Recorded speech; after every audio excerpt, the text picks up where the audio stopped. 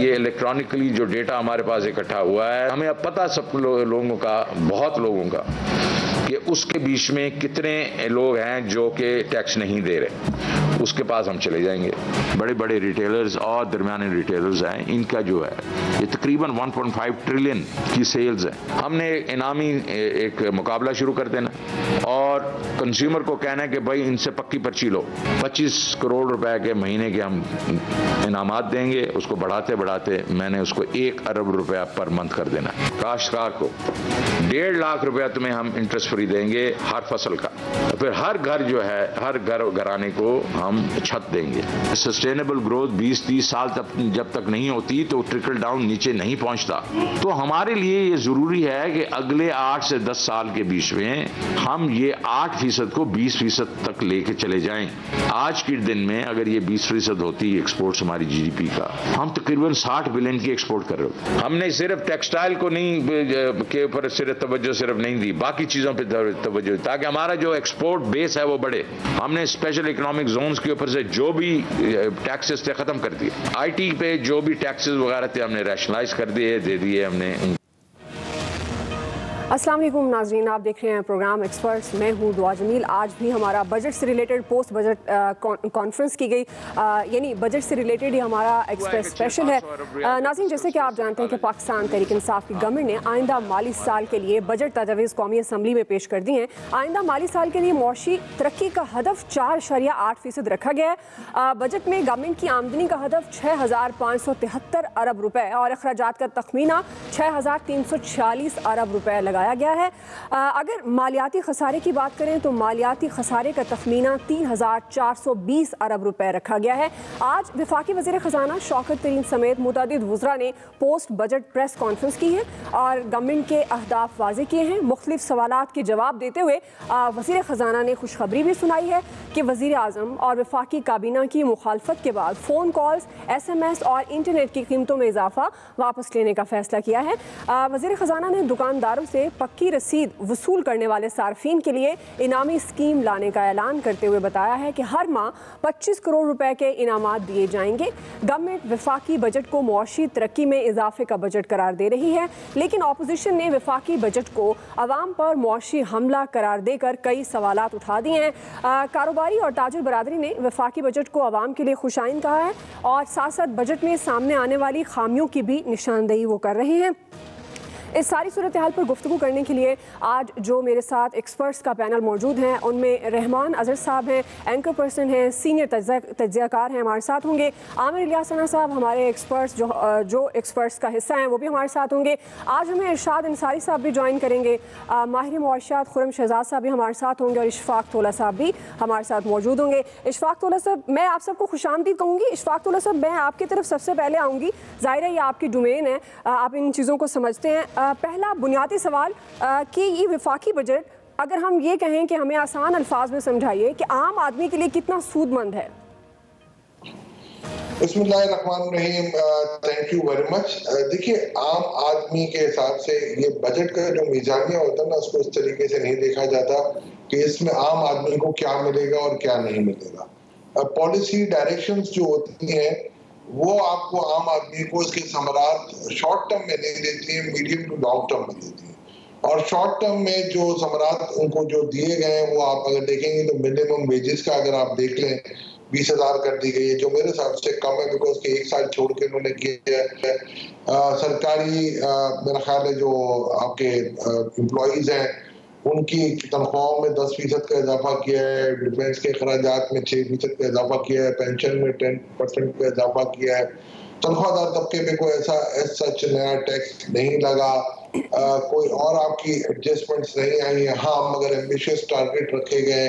जो हमने अपनी कमेंट्री की है बजट पे, तो हमने एक ही सिर्फ चीज कही है कि जी जिस बजट हमारा जो स्लोगन है वो यही है। पहले हमने कल इकोनॉमिक सर्वे पे स्लोगन दिया था कि Pakistan economy flying with broken wings, यानी टूटे हुए परों से हम कोशिश कर रहे हैं कि इस मईशत को की उड़ान ले लें।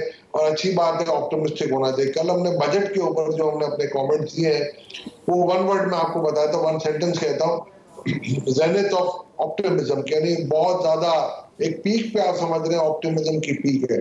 और ये जो पीक है उसमें मैंने देखा है कि 5 डिफरेंट एंगल्स हैं जिसमें ऑप्टिमिज्म मुझे बहुत ज्यादा नजर आई। एक तो टैक्स रेवेन्यू के ऊपर बहुत ज्यादा ऑप्टिमिज्म है, दूसरी इकोनॉमिक ग्रोथ के ऊपर बहुत ज्यादा ऑप्टिमिज्म है, तीसरी अगर आप देखेंगे तो आपके जो फॉरेन रिजर्व्स हैं इसके ऊपर बहुत ज्यादा ऑप्टिमिज्म है, चौथा हमने जब देखा कि IMF से जो मुज़ाकरात हैं हमारे वो बिल्कुल सही तरीके से जाएंगे, उसमें बहुत ज्यादा ऑप्टिमिज्म है, और एक और जो आपकी है कि आप कंट्रोल फिस्कल डेफिसिट के साथ चलेंगे, ये भी बहुत ज्यादा ऑप्टिमिज्म है, बिकॉज कि इन सब चीजों को ट्रिकल डाउन करती है। अगर आप देखेंगे रेवेन्यू के साइड पे तो हमने 5800 और 29 अरब की रेवेन्यू टारगेट की है, और पिछले 3-4 सालों में, मैं इस गवर्नमेंट की बात नहीं कर रहा, उससे पिछली गवर्नमेंटों में भी ये हो चुका है कि टारगेट्स को हमें डाउनवर्ड रिवीजन करना पड़ता है।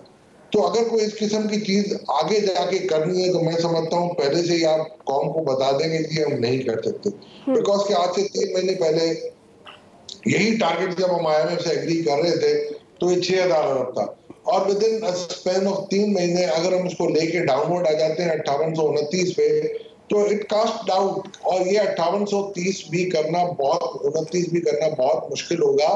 इसकी वजह यह है कि अगर आप 4700 अरब इंशाल्लाह अगर इस साल कर लेते हैं, जो कि एक बहुत बड़ी अचीवमेंट होती है, और अगर आपने जैसे कहा इब्तदाई कि आपका जो शरह नमू या GDP ग्रोथ 4.8% और अफराते दर 8% अगर रहता है तो 12.8% से अगर मैं इसको आगे मईशत को देखूं तो मुझे नजर आ रहा है, आप समझ लें 5300, और 5300 के अंदर अगर वो नए मेजर जो कल हमने रात को एस्टिमेट के जो बजट के अंदर दिए हुए हैं, हमें लग रहा है 250 अरब के करीब ऐसे मेजर हैं कि जो नेट मेजर्स की मैं बात कर रहा हूँ, जो इस बजट में नए टैक्सेस लगने की मद में आएंगे।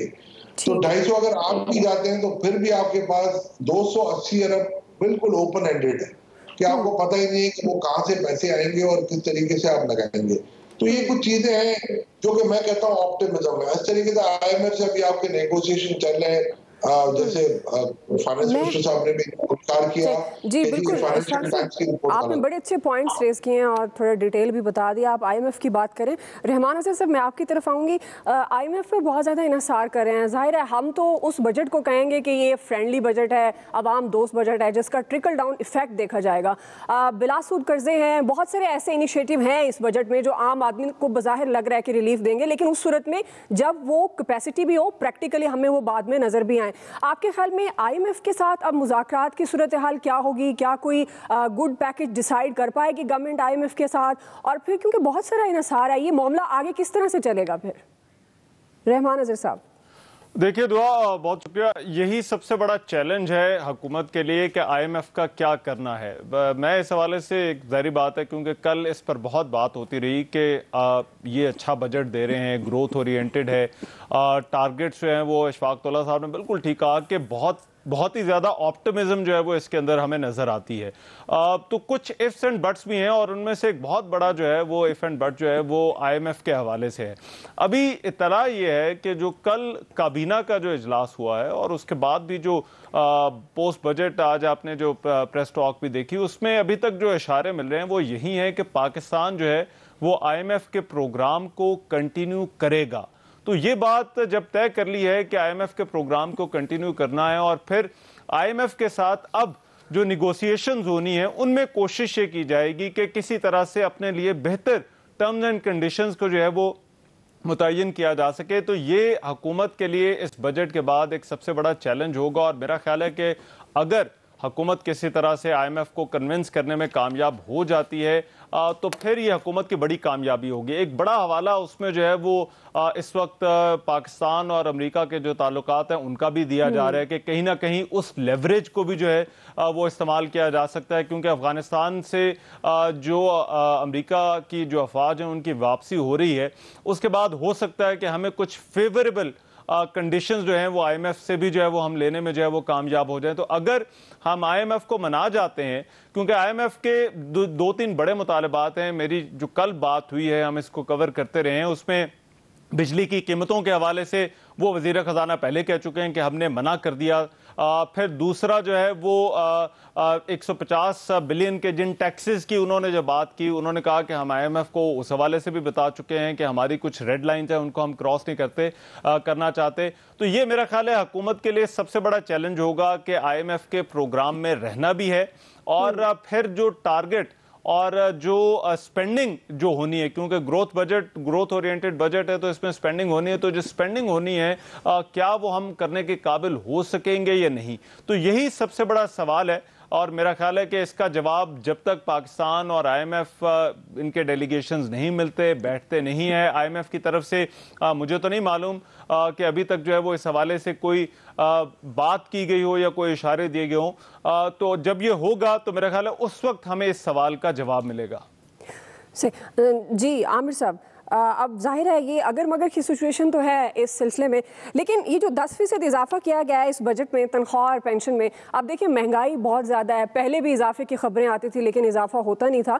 प्रैक्टिकली तो बड़ा मुश्किल होता है इस महंगाई के साथ इतने इजाफे की सूरत में एक गुजारा करना। तो ये महंगाई के साथ ये इजाफा किस तरह से मुताबिकत रखता है गवर्नमेंट की नज़र में? आमिर साहब,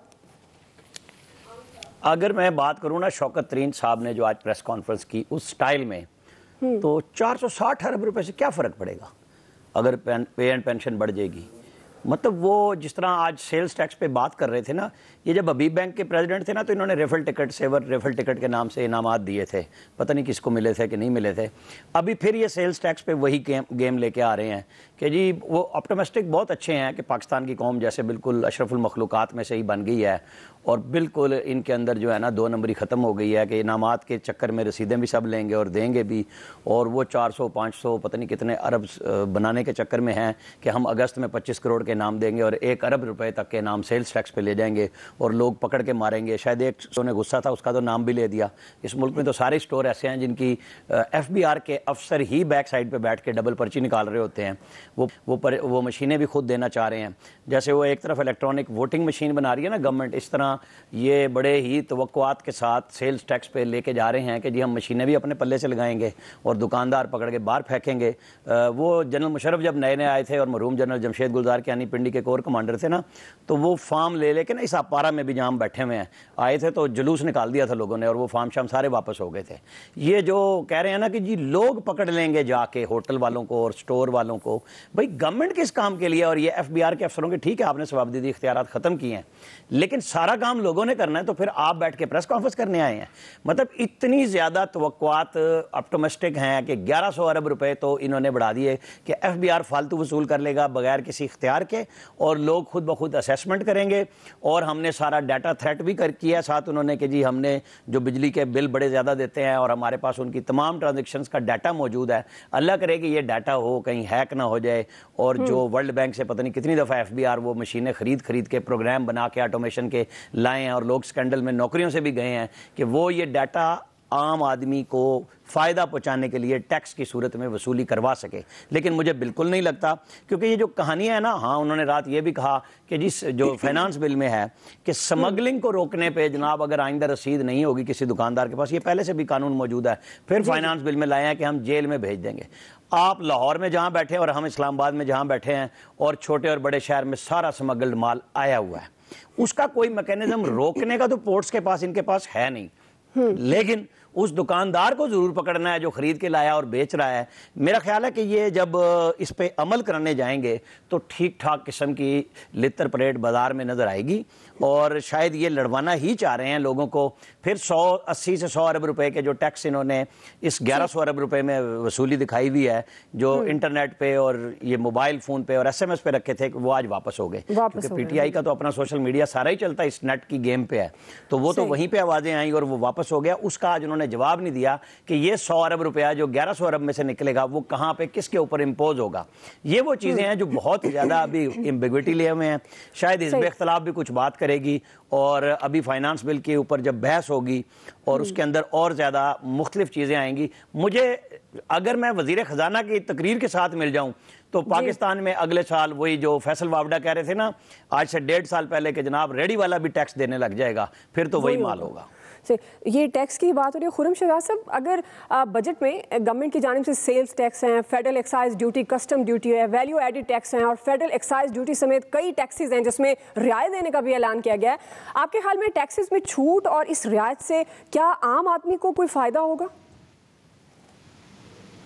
देखिए, टैक्स के हिसाब से जो फ़ायदा होगा तो मुझे लगता है कि टैक्स का बर्डन कम करने से थोड़ी ब्रीदिंग स्पेस ऑफ कोर्स मिलेगी, और ब्रीदिंग स्पेस मिलती है तो टैक्स जो है वो अगर आप कम करते हैं तो जो ब्रीदिंग स्पेस होती है उसमें कंजम्पशन बढ़, अगर आप 100 रुपये कमा रहा है उससे आप टैक्स थोड़ा सा कम करेंगे, जैसे आप 100 रुपये पहले 10 रुपये ले रहे थे और 5 रुपये लेंगे, तो जो रिमेनिंग 5 रुपये हैं जो आपने टैक्स में नहीं लिया वो कंज्यूम करेंगे तो इनडायरेक्टली वो किसी न किसी टैक्स की फॉर्म में आएगा जरूर। तो ये कहना कि जी वो टैक्सेस बहुत कम हो जाएंगे, मेरे ख्याल से थोड़ा सा होते हैं बट शायद थोड़ा होना वो ज़्यादा बेहतर है, और नंबर ऑफ टैक्सेस को कम करना और टैक्स इंसिडेंस को सिंप्लीफाई करना।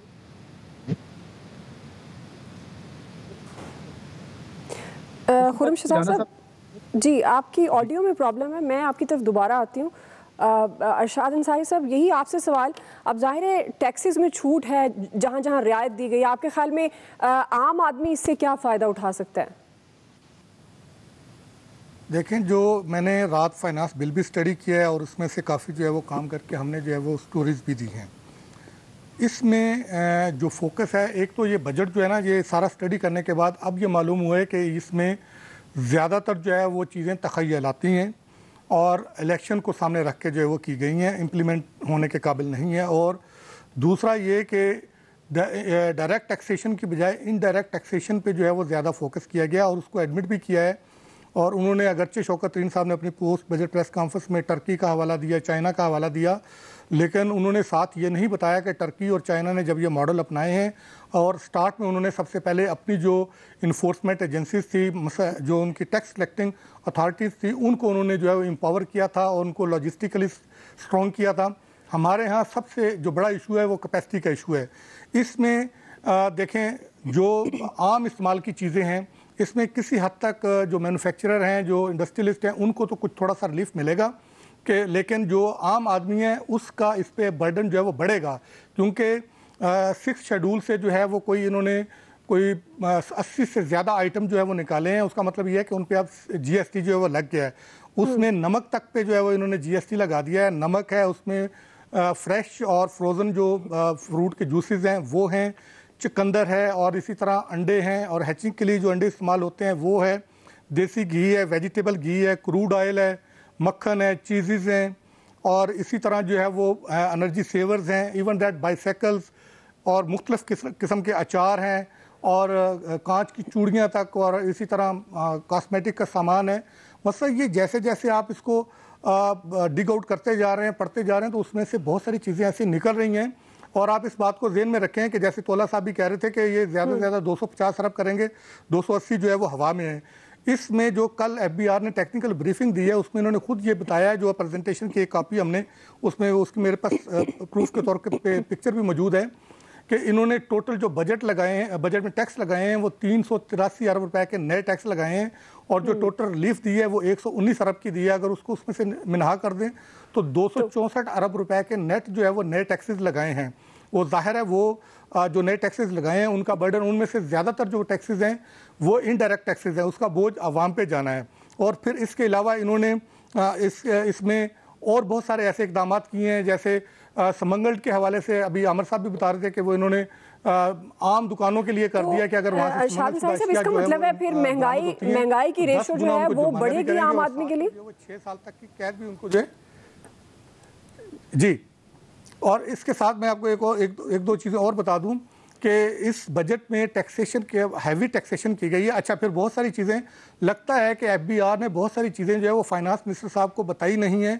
इस बजट में बहुत सारी चीज़ें ऐसी शामिल की गई हैं जो कि ऑलरेडी इम्प्लीमेंट हो चुकी हुई हैं और चल रही हैं।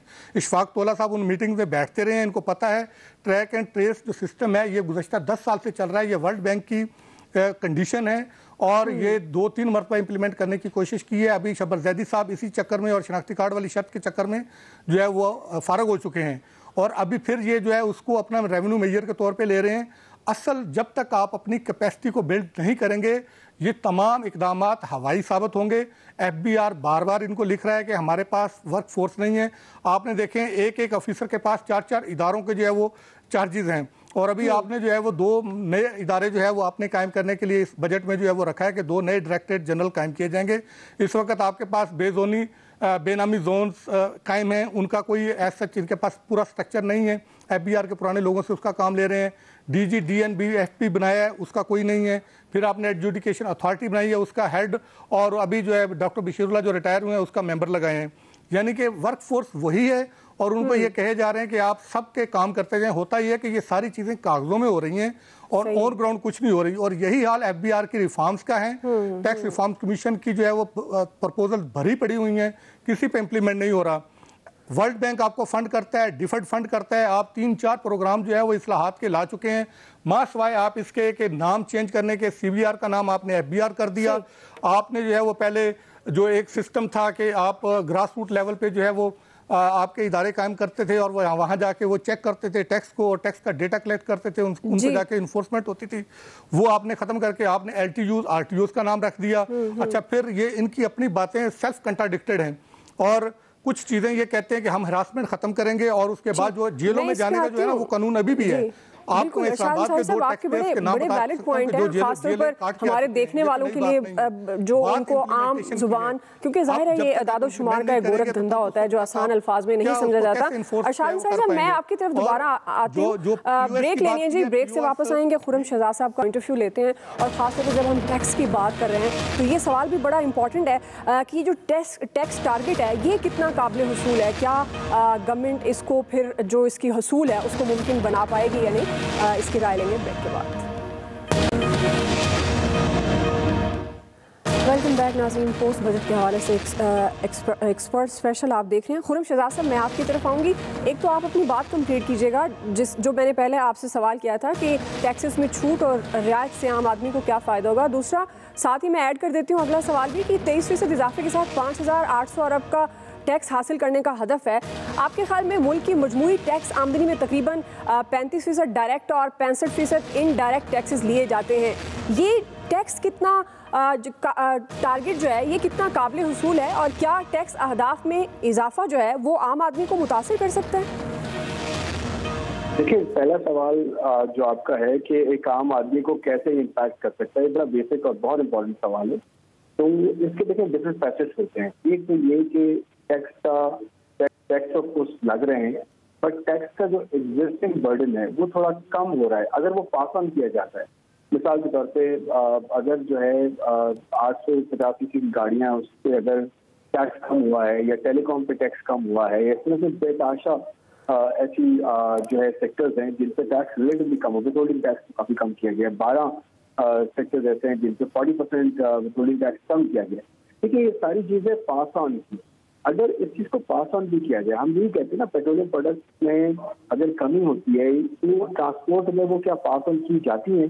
तो ये बिल्कुल आपके जो दाना साहब कह रहे थे, शाह साहब कह रहे थे, ये बड़े इंपॉर्टेंट पॉइंट्स हैं कि एक तरफ सोचना और एग्रेसिव टारगेट देना और दूसरी तरफ उसकी स्ट्रैटेजी है एग्जीक्यूशन की या इम्प्लीमेंटेशन की, ये बड़ी इंपॉर्टेंट है। क्योंकि ये पूरा एक जो है वो एक्ट है पूरा कि अगर आप कोई चीज अनाउंस करते हैं उसको किस तरह से लागू भी करते हैं, ये बड़ा इंपॉर्टेंट है। तो तभी जाके एक आम आदमी का आहिस्ता आहिस्ता इम्पैक्ट आएगा। या भूल जाए कि ओवरनाइट इम्पैक्ट आ जाएगा और इन्फ्लेशन में बहुत ज्यादा कमी हो जाएगी, ऐसा नहीं होगा।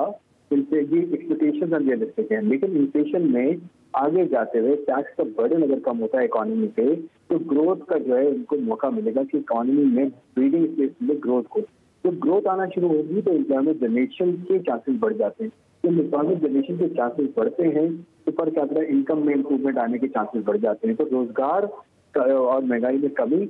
और देखिए, एक और चीज अच्छी होती है जो कि शॉर्ट टर्म में हो सकती है, बट उसको मेरे ख्याल में इंस्टीट्यूशनलाइज करने की जरूरत है या उसको कन्वर्ट करने की जरूरत है इंडस्ट्रियलाइजेशन में, जो है एहसास प्रोग्राम और उससे रिलेटेड जितने जो है चैरिटी हमारे जो प्रोग्राम्स हैं ये सस्टेनेबल नहीं हो सकते। ये अनाउंस किए जाते हैं, कैश जो है वो डिसबर्समेंट होनी चाहिए, लेकिन ये टेम्परेरी होने चाहिए। ये हम ऑन गोइंग बेसिस पे नहीं चला सकते, इनको हमें इन्वेस्टमेंट में कन्वर्ट करना है, इनको हमें एम्प्लॉयमेंट में कन्वर्ट करना है, जनरेशन में, इनको छोटे बिजनेस में कन्वर्ट करना है। कुछ ऐसे जो है वो कुछ एंगेजमेंट होनी चाहिए जिससे ये पैसा चैरिटी से निकल के इंडस्ट्रियलाइजेशन में आए ताकि इकोनॉमी में एक्टिविटी बढ़े, ज्यादा दिन हम चैरिटी पे काम करें।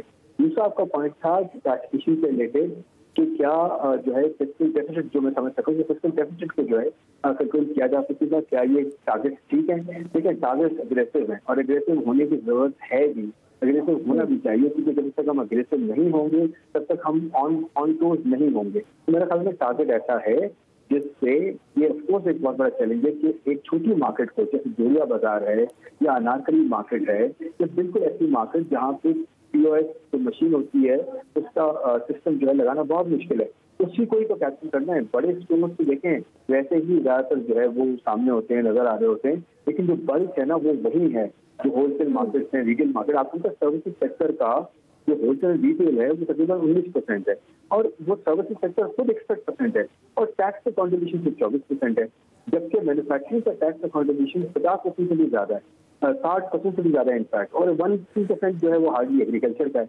तो एक तो टैक्स के इंसिडेंस को हमने ठीक करना है, टैक्स को सही जगह जस्टिफाई करके सही जगह जो है वो लगाना है, सही सेक्टर पे लगाना है। और दूसरी बात, इस डिजिटाइजेशन पे जो टैक्सेस लगाने की बात की, इनको नहीं होना चाहिए, फ्रीलांसर्स पे नहीं टैक्स होना चाहिए, ई कॉमर्स पे टैक्स नहीं होना चाहिए, आपके जो है IT सेक्टर को बिल्कुल जो है वो आपको सपोर्ट करनी चाहिए, क्योंकि नया सेक्टर है, आपकी इकोनॉमी में कंट्रीब्यूशन ला रहा है, आपकी इकोनॉमी को आगे लेके जा रहा है। मेरे ख्याल में ये इस तरह की चीजें हैं जो जिनकी अमल किया जाए तो प्रोसेस में सही से थोड़ी और करेक्शन हो। मैं तो करेक्टिव बजट कहता हूँ, तो टैक्सेशन की जो गलत चीज, ट्रांजैक्शन टैक्स और टर्नओवर टैक्स, सबको खत्म होना चाहिए। आपके पास सिंपल ये होना चाहिए, consumption tax, income tax simplify करें, टैक्स को इंसेंटिव दें और टैक्स को वापस दें इकोनॉमी में। जितना आप लोगों को वापस टैक्स देंगे उतना लोग कॉन्फिडेंस के साथ आपको टैक्स देंगे कि उन्हीं पर खर्च किया जाता है, उन्हीं की फैक्ट्री से किया जाता है, तो क्यों ना टैक्स दिया जाए। जब तक आप वापस नहीं देंगे टैक्स, अच्छी तालीम की सूरत में, अच्छी हेल्थ की सूरत में, अच्छी सिक्योरिटी की सूरत में, तो तब तक आपका टैक्स। आप देखें, मैं एक लास्ट पॉइंट कहूँगा, यूरोपियन इकोनॉमीज में टैक्सेस में सिर्फ बेस्ट की एग्जाम्पल देता हूँ, बेस्ट को ही आपको अपना जो है वो ऑब्जेक्टिव बनाना चाहिए। वहाँ पे 60-60% टैक्स है, 70-70% टैक्स आपको लिया जाता है। वो क्यों देते हैं लोग? इसलिए देते हैं, उनको पता है कि मैं आज 70 रुपए दूंगा 100 रुपए कमा के, तो 70 रुपए मुझे 1000 रुपए की सूरत में मिलेंगे मेरी बेहतरी होने में, मेरी लाइफ में, मेरी फैमिली में। तो लोग क्यों जाते हैं बाहर, क्यों माइग्रेशन, क्यों इमिग्रेशन करते हैं लोग? इसलिए करते हैं ना, वहाँ टैक्स भी ज्यादा है, डॉक्यूमेंटेशन भी है, हर तरह का कानून को भी आप फॉलो करते हैं, लेकिन फिर भी आप कहते हैं जी वहाँ पे रहना ज्यादा बेहतर है। क्यों करते हैं? इसीलिए करते हैं ना कि जो सोशल कॉन्ट्रैक्ट है गवर्नमेंट और लोगों के बीच में, वो सही से इम्प्लीमेंट होता है। इस चीज का हम ख्याल करें तो हमारी इकोनॉमी आगे जाकर बेहतर हो सकती है। बड़ी अच्छी आपने बात की है इशफाक तोला साहब। ये जो खुर्रम शहजाद बात कर रहे हैं, जाहिर है जब तक टैक्स देने वाले का एतमाद नहीं बढ़ेगा तो वो टैक्स उस तरह से पे नहीं कर पाएगा, और एतमाद बढ़ाने के लिए ज़रूरी है कि उसको जो वापसी है वो अच्छे तरीके से हो जाए। तालीम है, सेहत है, जो ये रेफर भी कर रहे हैं। आपके ख्याल में ये टैक्स का जो हदफ है, इसको हासिल करने के लिए क्या आम आदमी पर महंगाई का बोझ बढ़ेगा? आम आदमी को किस तरह से पे करना पड़ेगा? साथ ही मैं ये सवाल भी आपके सामने रखना चाहूँगी, अब ये पेट्रोलियम डेवलपमेंट लेवी पे 610 अरब रुपए हासिल करने का हदफ रखा है गवर्नमेंट ने। अब ये इतना बड़ा हदफ है, ये गवर्नमेंट कहाँ से और कैसे पूरा करेगी? देखिए, आप खुर्रम जो बात कर रहे थे, मेरे छोटे भाई हैं, उनको शायद इसका पता नहीं है कि जो मेजर्स लिए गए हैं ना, वो डायरेक्ट टैक्स में रिलीफ देके इनडायरेक्ट टैक्स में लिए गए। तो डायरेक्ट टैक्स की रिलीफ जो होती है नॉर्मली उसकी पॉकेट पे ज्यादा इम्पैक्ट करती है जो टैक्स दे रहा होता है, और इनडायरेक्ट टैक्स की जो बर्डन है वो उनके ऊपर आता है, जो कि आम आदमी है, जो कि बेचारा 65% और 35% का रेशियो है, आपने अभी खुद बयान किया।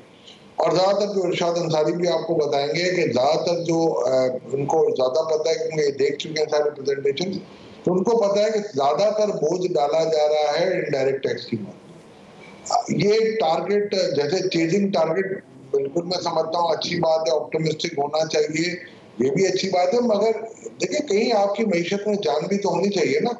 You can not milk the old cow, वरना वो ब्लीडिंग शुरू कर देगी।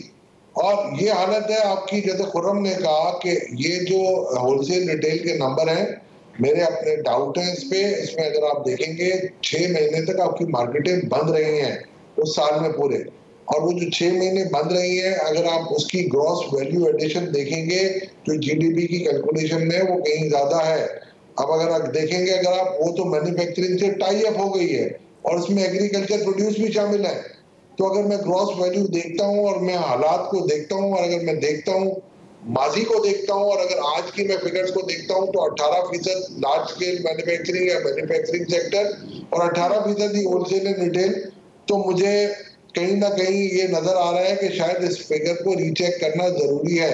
और खुर्रम साहब को एक बात मैं आपको भी ये बता देता हूँ, there is a difference between the taxation of manufacturing sector and retail sector. Manufacturing sector का जो टैक्स होता है वो उसके टर्नओवर पे दिया जाता है, उसके साथ वो सेल्स टैक्स भी देता है, उसमें सारे इंपोर्ट की कस्टम ड्यूटीज वगैरह होती हैं वो भी। और जो रिटेलर टैक्स देता है वो सिर्फ अपने प्रॉफिट पे देता है। इसकी वजह ये होती है कि उसका एक प्रॉफिट अगर आप देखेंगे तो वो मेरा ख्याल है शायद 5% होगा। तो अगर manufacturer 1.5% of the entire turnover देता है या 29% ऑफ द प्रॉफिट दे रहा है तो रिटेलर को वो नहीं देना, रिटेलर को सिर्फ 5% पे या तो 29% देना है या टर्नओवर का 1.5% देना है। तो वो ये जो हो गया पूल से अपार्ट होगी।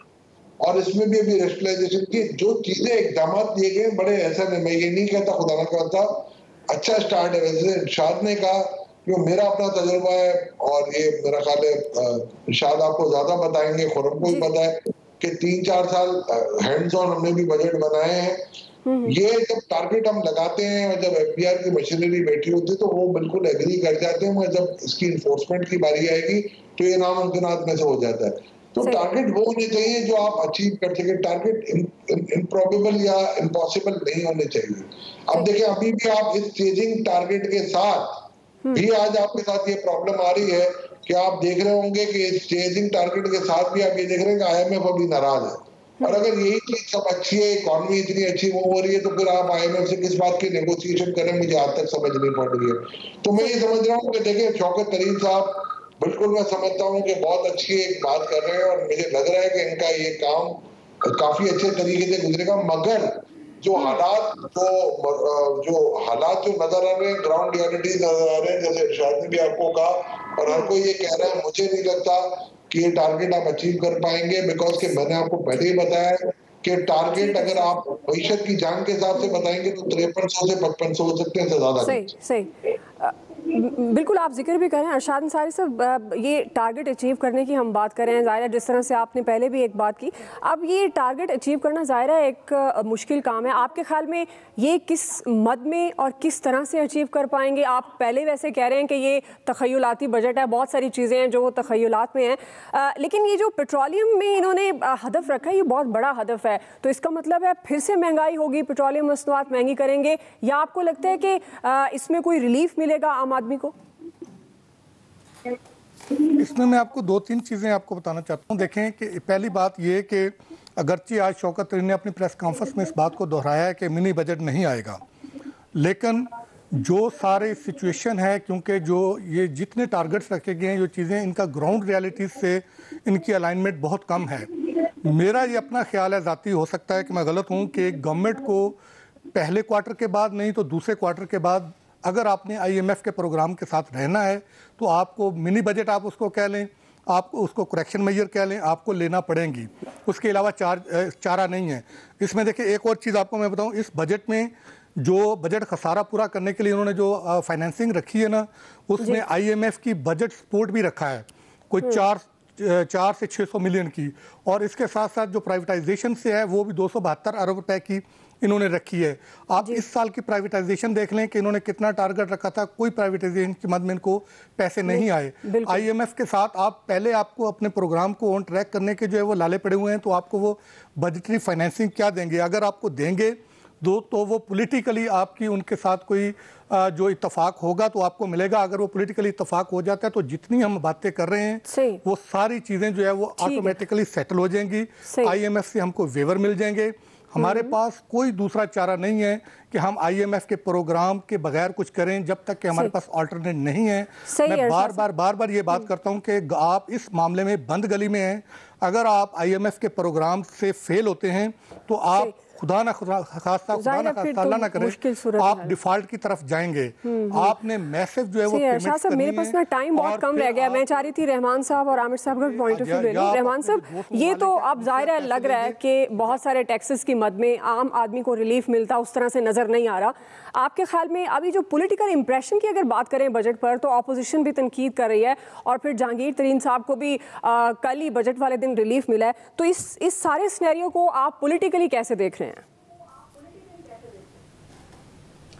जी आप मुझसे पूछ रहे हैं? नहीं रहमान नजर साहब।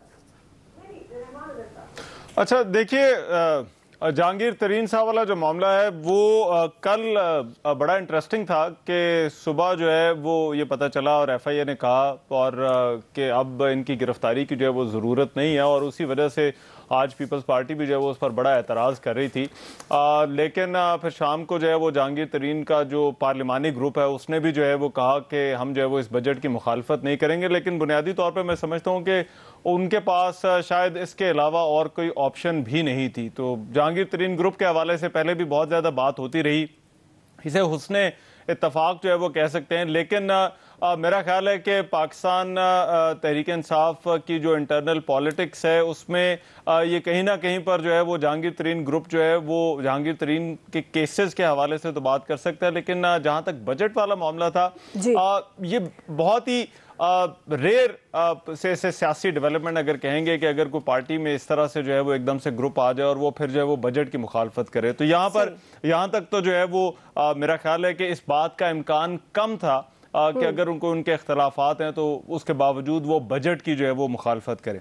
अच्छा देखिए, दूसरी चीज़ ये बाकी एक्सपर्ट्स बैठे हैं, ये इस पर बात भी कर रहे हैं नंबर्स के हवाले से मेरा ख्याल है, मगर कुछ चैलेंजेस हैं और सबसे बड़ा जो चैलेंज है इस वक्त, जो सियासी चैलेंज भी होगा, वो हुकूमत के लिए महंगाई को कम करना होगा, जो फूड महंगाई को कम करना होगा। जी रहमान साहब, मेरे पास वक्त कम है, माजरत के साथ मैं चाह रही थी आमिर साहब का भी टेक ले लूं 30 सेकंड्स में। जी आमिर साहब, पॉलिटिकली इंप्रेशन की बात करें, जिस तरह रहमान साहब भी कुछ पॉइंट्स पे बात कर रहे हैं, आप किस तरह से देख रहे हैं इसको? देखिए ना, सवाल है आम आदमी का बजट, उसकी है बच्चों की सेहत, रोटी, तालीम, उस तक जो इरशाद अंसारी ने सेल्स टैक्स की नई किस्में गिनवा दी हैं, पेट्रोलियम लेवी का आपने 2 दफा सवाल कर लिया। इंशाल्लाह दोबारा जब हम एक्सपर्ट्स का प्रोग्राम है उसमें आपका पॉइंट ऑफ व्यू बहुत ही तफसीलन लेंगे। तमाम मेहमानों का बहुत शुक्रिया। आज के एक्सपर्ट से इतना ही, ख्याल रखिए, अल्लाह हाफिज़।